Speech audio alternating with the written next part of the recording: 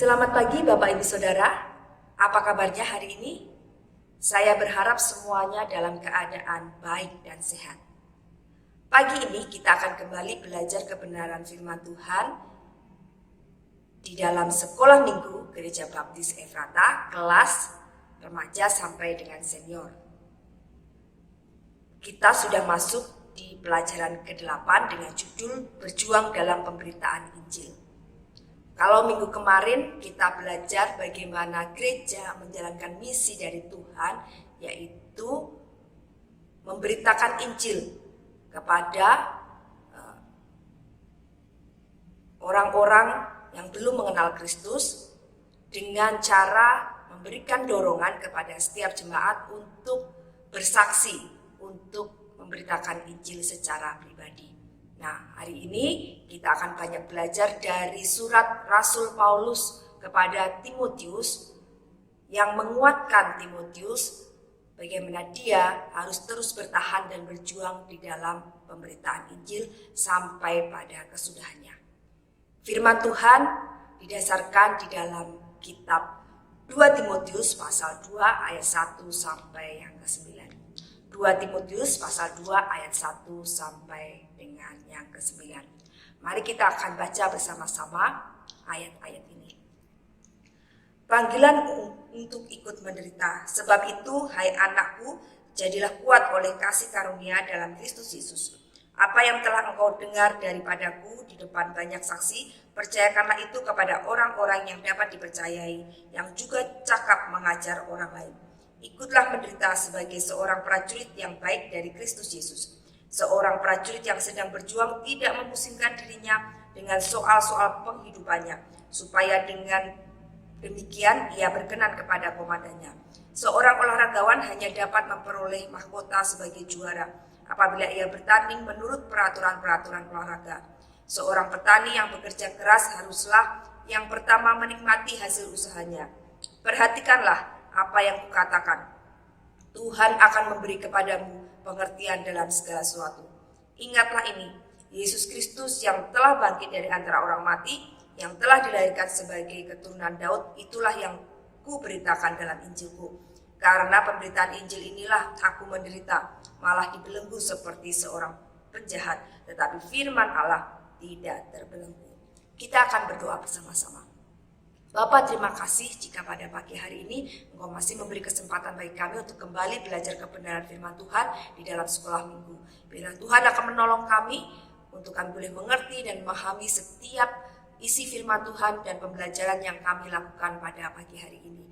Berkati sekolah minggu kami dari awal pertengahan ke akhirnya, dan kami serahkan keberadaan kami masing-masing dimanapun kami berada, apapun keadaan kami percaya bahwa Tuhan menyertai dan memberkati kami, memimpin seluruh kehidupan kami sehingga kami terus boleh mengenal Engkau lebih lagi dan bertumbuh di dalam Engkau melalui pembelajaran kami di dalam sekolah minggu. Terima kasih Bapak, terima kasih. Ampuni segala dosa dan kesalahan kami, di dalam nama Tuhan Yesus Kristus kami sudah berdoa dan mengucap syukur. Amin. Bapak Ibu Saudara, di era modern ini, di mana semuanya serba cepat, serba instan, bahkan segala sesuatu dibuat lebih mudah untuk didapatkan dan diakses oleh orang-orang. Alasannya adalah supaya efisien waktu dan efisien tenaga, sehingga lebih banyak lagi yang bisa dikerjakan. Akhirnya mencetak orang-orang yang tidak mau susah ya, karena semuanya serba mudah dan cepat. Mencetak orang-orang yang memiliki daya juang yang rendah ya, ketika harus menunggu sedikit lebih lama ataupun melakukan perjuangan sedikit lebih berat, mereka atau kita mudah sekali menyerah. Karena apa? Karena sudah dibiasakan dengan segala sesuatu yang cepat, mudah, dan instan. Tetapi ketika kita membaca ayat-ayat yang tadi kita baca ya, surat Rasul Paulus kepada Timotius, di dalam pemberitaan Injil memerlukan suatu perjuangan, memerlukan suatu kesetiaan, memerlukan sesuatu konsistensi yang kita lakukan untuk melaksanakan amanat agung Tuhan Yesus ini. Bagaimana Rasul Paulus memberikan semangat, memberikan nasihat kepada Timotius untuk terus berjuang di dalam pemberitaan Injil. Karena pemberitaan Injil bukan sesuatu yang instan, yang cepat, memerlukan proses ya.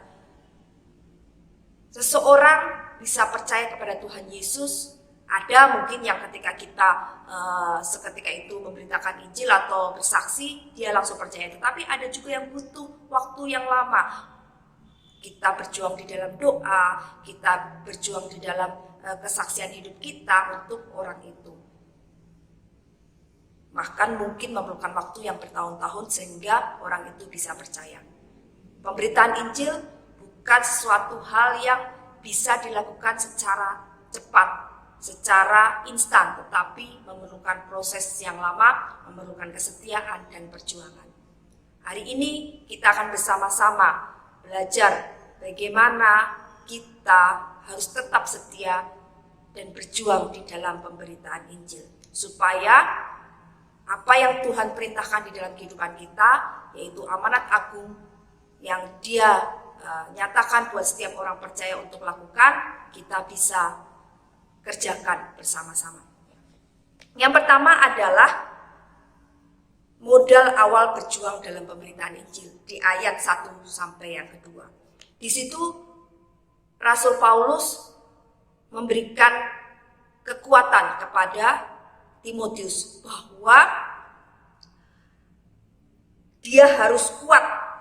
Kuat bukan oleh kekuatan dirinya sendiri, tetapi kuat oleh karena kasih karunia dalam Kristus Yesus. Jadi di dalam memberitakan Injil, kita tidak bisa mengandalkan kekuatan kita sendiri. Kita tidak bisa mengandalkan kepandaian kita sendiri, tetapi kita harus bergantung penuh kepada Tuhan kita, Yesus Kristus. Karena banyak orang mengatakan bahwa pemberitaan Injil sesuatu hal yang sulit, sesuatu hal yang susah, takut dibenci, takut dijauhi oleh karena pemberitaan Injil. Tetapi ketika kita berserah penuh kepada Tuhan kita, mengandalkan kekuatan yang daripada Dia, mengandalkan pertolongannya, maka saat kita memberitakan Injil, mungkin kita dibenci, mungkin kita dijauhi, tetapi tidak membuat kita takut. Kita tetap berjuang untuk menyatakan Injil bagi mereka melalui kehidupan kita. Itu hal yang penting di dalam kehidupan kita. Jadi Bapak Ibu Saudara, kita perlu menyadari saat kita ingin bersaksi, saat kita ingin memberitakan Injil, mari kita serahkan semuanya kepada Tuhan. Kita berdoa, tidak hanya untuk orang yang ingin kita injili, tetapi juga untuk diri kita sendiri. Ya. Sehingga jika suatu saat Tuhan memberikan waktu yang tepat untuk kita bertemu dengan orang itu dan berbicara dengan Injil, semuanya boleh berjalan dengan baik oleh karena pertolongan Tuhan. Lalu pemberitaan Injil bukanlah tugas yang kita lakukan sendiri ya. Kita ingat minggu kemarin bagaimana Tuhan Yesus mengutus murid-muridnya sendiri-sendiri? Tidak ya. Mereka harus pergi berdua-dua. Jadi pemberitaan Injil adalah kerja tim ya, di mana ada kerjasama satu dengan yang lainnya, sehingga ketika ada kendala, ada tantangan, kita bisa saling menguatkan. Oleh karena itu, Rasul Paulus menasihatkan kepada Timotius supaya dia juga mengajarkan itu apa yang sudah dia terima dari Rasul Paulus kepada orang-orang yang dapat dipercayai, kepada orang-orang yang siap untuk dipakai Allah memberitakan Injil. Pemberitaan Injil adalah kerja tim. Ada bagian orang yang berdoa, ada bagian orang yang menyampaikan berita Injil, ada bagian orang yang memetakan atau melihat prospek-prospek yang ada. Semuanya bersinergi. Ya, ketika kerja tim itu berjalan dengan baik, maka pasti pemberitaan Injil itu bisa tepat pada sasarannya, bisa dilakukan dengan baik. Demikian pula seperti apa yang dinasihatkan oleh Rasul Paulus kepada Timotius. Kita juga harus melakukan itu. Ya, setiap apa yang kita kerjakan, setiap apa yang kita lakukan di dalam pekerjaan Tuhan, mari kita tidak simpan sendiri, tetapi mari kita ajarkan itu kepada generasi penerus kita, supaya pekerjaan Injil tidak berhenti sampai dengan generasi kita, tetapi terus bisa berjalan ke generasi-generasi selanjutnya. Bagaimana mereka bisa menginjili, bagaimana mereka bisa berani untuk bersaksi jika kita tidak melatih mereka. Ya. Perlu pelatihan itu, perlu regenerasi itu supaya pekabaran Injil terus berkesinambungan. Itulah yang menjadi modal awal dalam perjuangan memberitakan Injil. Kekuatan yang daripada Tuhan, tim yang bekerja secara bersama-sama, saling mendukung dan menguatkan, dan juga perlunya ada regenerasi. Orang-orang yang dilatih kembali untuk meneruskan pekerjaan pemberitaan Injil kita, supaya pemberitaan Injil terus berkesinambungan sampai pada akhirnya. Bagian kedua, Rasul Paulus memberikan gambaran atau ilustrasi cara berjuang dalam pemberitaan Injil. Di ayat 3 sampai yang ke-6 di situ Rasul Paulus memberitahukan kepada Timotius ketika dia hidup dalam perjuangan memberitakan Injil, digambarkan seperti kehidupan seorang prajurit, di mana prajurit ketika maju ke medan perang, dia tidak memusingkan tentang penghidupannya, tentang dirinya sendiri, tetapi dia fokus kepada apa yang dia kerjakan, bagaimana dia bisa menyelesaikan tugas yang diberikan oleh atasannya, oleh komandannya, hingga pada akhirnya meraih kemenangan. Semuanya dilakukan supaya apa yang dia kerjakan menyenangkan dan berkenan di hadapan atasannya atau komandannya. Makanya ketika kita di jalan atau di mana kita bertemu seorang prajurit, seringkali kita melihat mereka ketika diajak berbicara, diberikan perintah atau dimintain tolong, mereka suka mengatakan siap Pak, ya, karena itu menjadi suatu kebiasaan dalam dirinya bahwa di dalam kehidupannya sebagai seorang prajurit dia harus siap melakukan tugas yang diberikan oleh atasannya. Tidak ada alasan, tidak ada argumen. Apa yang diperintahkan harus segera dia lakukan. Bahkan ketika atasannya harus memerintahkan dia maju ke medan perang di garis terdepan di mana bahaya sangat besar, dia tidak bisa mengelak, tidak bisa menolak, tidak bisa beralasan. Yang hanya bisa dia lakukan adalah melakukannya dan menyelesaikan tugas yang diberikan kepadanya. Itulah seorang prajurit. Kita sebagai orang-orang yang berjuang dalam pemberitaan Injil harus juga memiliki sikap seperti seorang prajurit. Siap sedia, selalu siap melakukan tugas yang diberikan oleh Tuhan kita sebagai komandan kita. Ya. Tidak lagi memusingkan hal-hal yang tidak penting. Ketika kita menerima tugas untuk memberitakan Injil, tidak lagi berpikir untung ruginya bagi diri kita.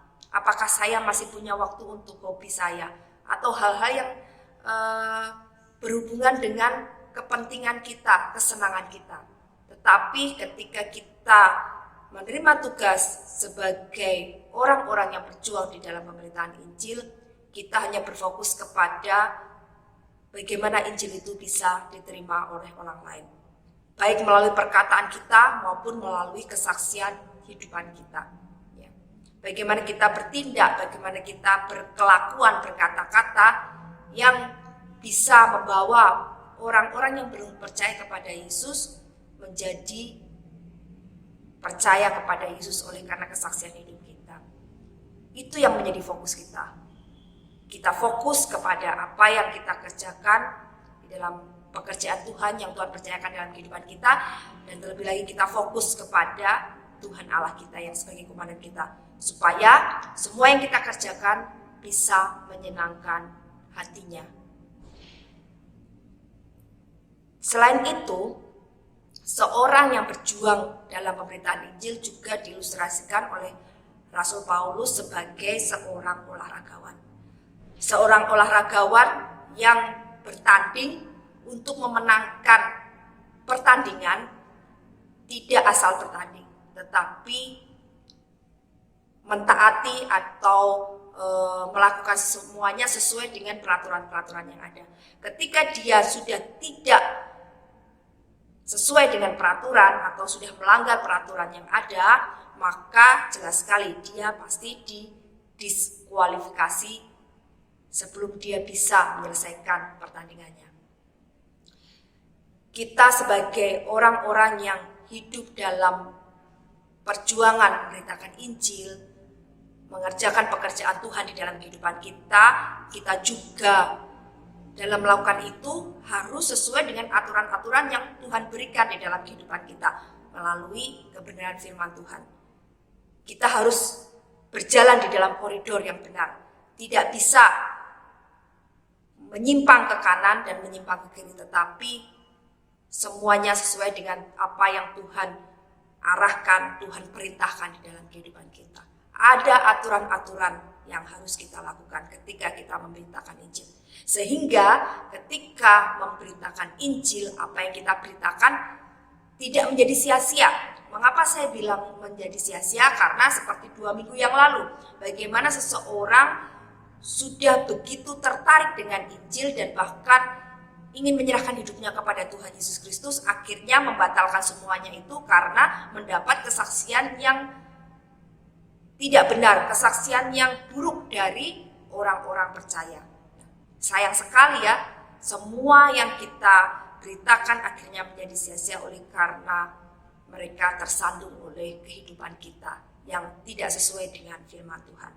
Oleh karena itu penting sekali ketika kita bersaksi, memberitakan Injil, kehidupan kita pun harus sesuai dengan apa yang Tuhan perintahkan di dalam kehidupan kita. Kita menjadi orang-orang yang taat dan menjadi pelaku-pelaku firman Tuhan.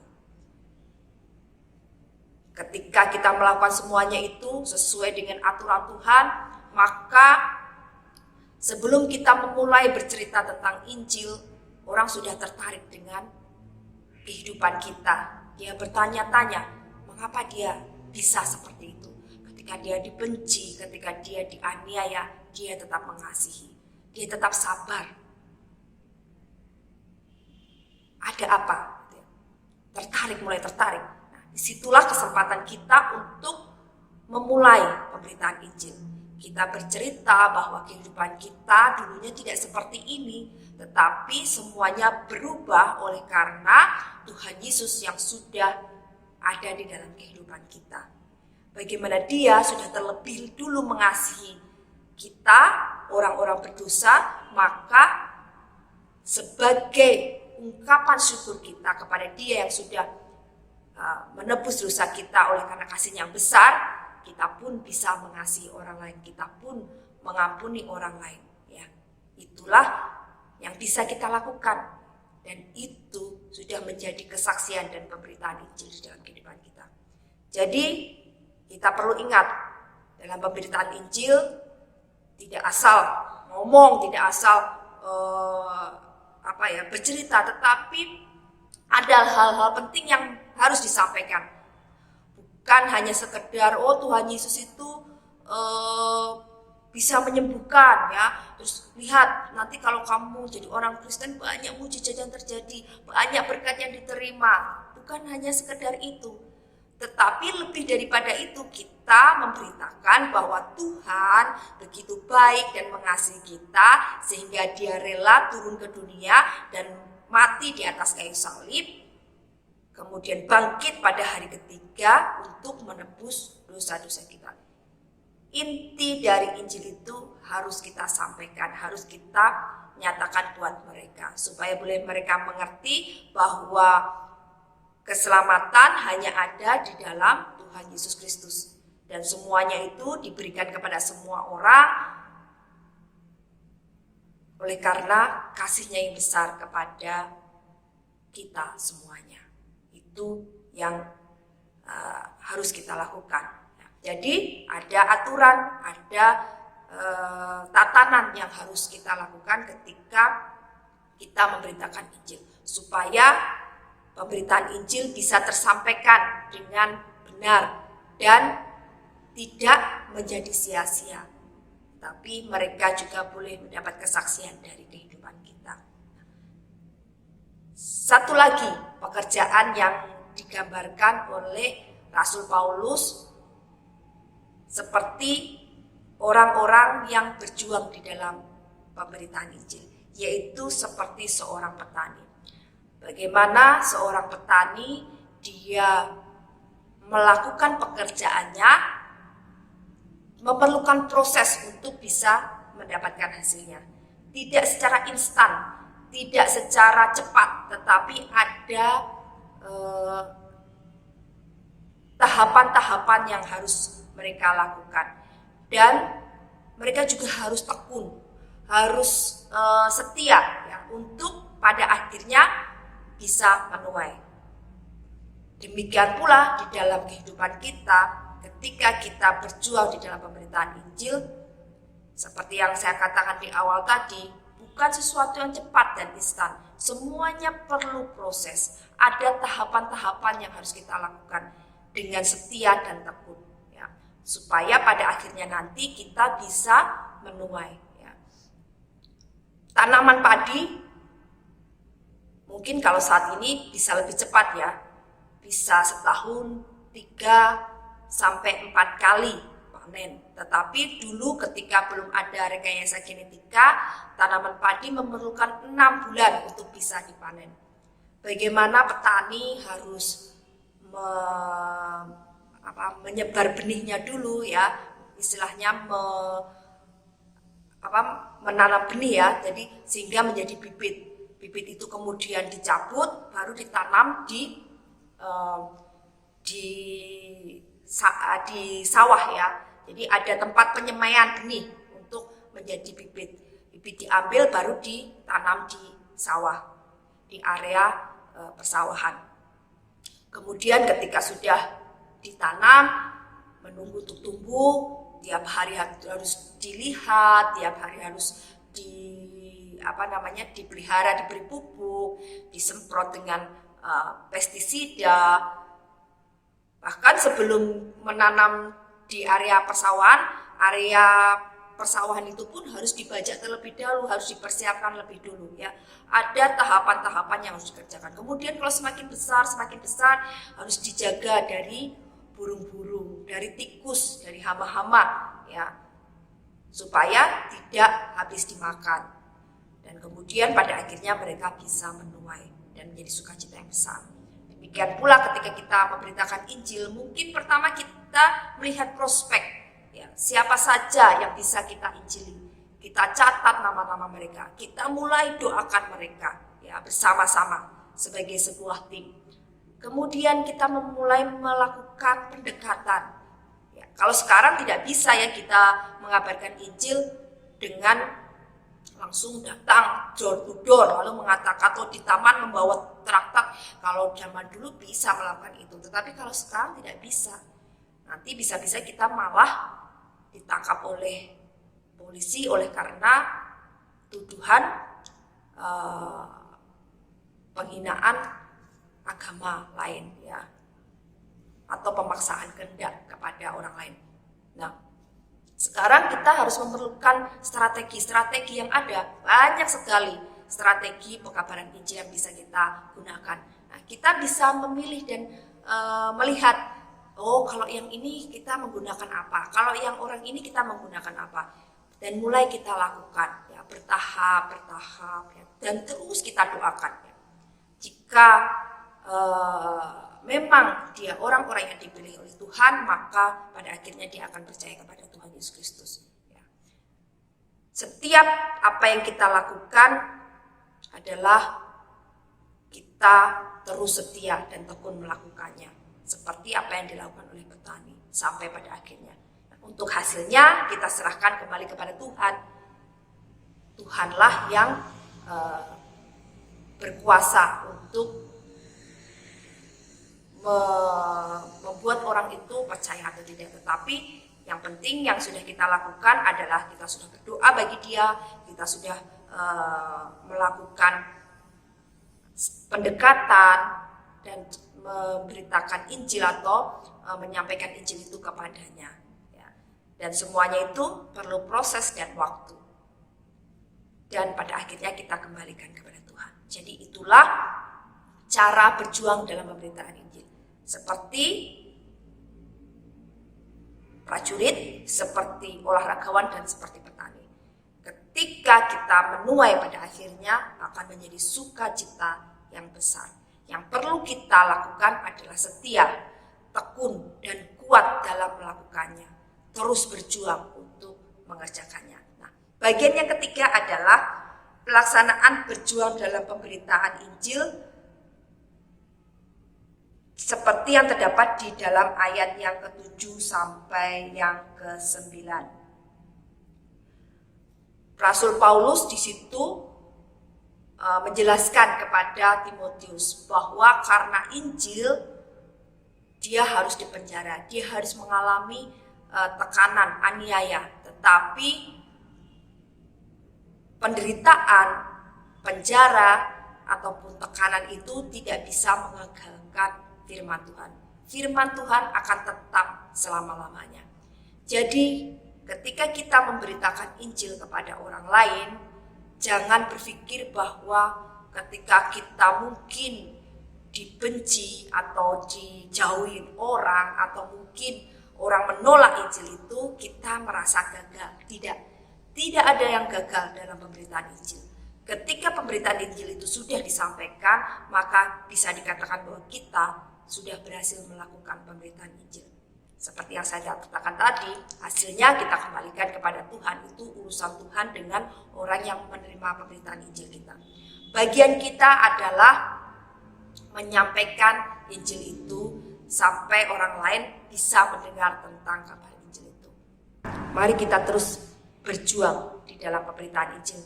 Memang tidak mudah. Memang kadang menakutkan. Kadang membuat kita lemah, tetapi ketika kita berserah kepada Tuhan dan kita mau sungguh-sungguh di dalam melakukan pekerjaan Tuhan ini, yakin dan percaya bahwa Tuhan memberi kekuatan kepada kita. Ingat Matius 28 ayat 18 sampai yang ke-20, di situ dikatakan segala kuasa di bumi dan di surga sudah diberikan kepada Tuhan kita Yesus Kristus. Dan itu diberikan kepada kita untuk kita bisa memberitakan Injil. Ada kekuatan dari Tuhan, kasih karunia dari Tuhan. Dan ingat juga pada akhir ayat tersebut dikatakan bahwa aku akan menyertai engkau sampai kepada akhir zaman. Jadi penyertaan Tuhan tidak akan pernah berubah, tidak akan pernah meninggalkan kita, tetapi terus ada bersama-sama kita. Sehingga apa yang harus kita lakukan? Memohon kepadanya untuk pertolongannya, kekuatan daripadanya melakukan tugas pemberitaan Injil ini. Itu pembelajaran kita hari ini. Semoga Bapak Ibu Saudara bisa mengerti dan memahami, dan mari kita lakukan bersama-sama. Jika ada yang tidak dimengerti, ada mungkin ada pertanyaan-pertanyaan yang ingin ditanyakan, silahkan bisa menghubungi guru masing-masing. Kita akhiri sekolah minggu kita pada hari ini, kita akan berdoa bersama-sama. Bapak, terima kasih jika pada pagi hari ini kami boleh bersama-sama diingatkan untuk kami terus berjuang di dalam pemberitaan ini. Kami bisa melaluinya, kami bisa melakukannya jika kami berserah penuh kepada Engkau, memohon kekuatan dan pertolongan daripada Engkau, maka Engkau akan memampukan kami. Ajarkan kami untuk berani melakukan semuanya itu bagi orang-orang di sekitar kami yang belum mengenal Engkau, supaya mereka bisa menerima keselamatan di dalam kehidupan mereka dan melihat bahwa kasih Allah yang besar dinyatakan dalam kehidupan mereka. Terima kasih Bapak, terima kasih.